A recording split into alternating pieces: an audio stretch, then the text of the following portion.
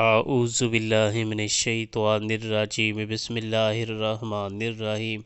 وَإِذْ تَقُولُ لِلَّذِي أَنْعَمَ اللَّهُ عَلَيْهِ وَأَنْعَمْتَ عَلَيْهِ أَمْسِكْ عَلَيْكَ زَوْجَكَ وَاتَّقِ اللَّهَ وَتُخْفِي فِي نَفْسِكَ مَا اللَّهُ مُبْدِيهِ وَتَخْشَى النَّاسَ وَاللَّهُ أَحَقُّ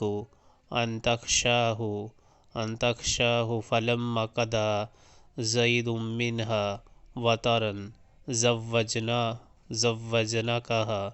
لكي لا يكون على المؤمنين حرج في أزواج أدعيائهم إذا قضوا منهن وطرا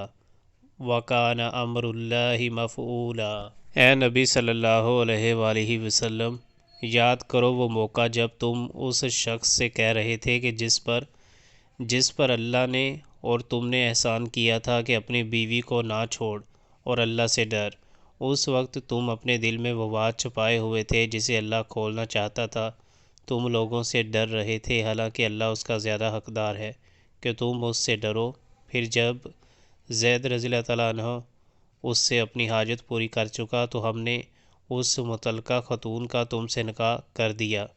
تاکہ مومنوں پر اپنے منہ بولے بیٹوں کی بیویوں کے معاملہ میں کوئی تنگی نہ رہے، جبکہ وہ ان سے اپنی حاجت پوری کر چکے ہوں،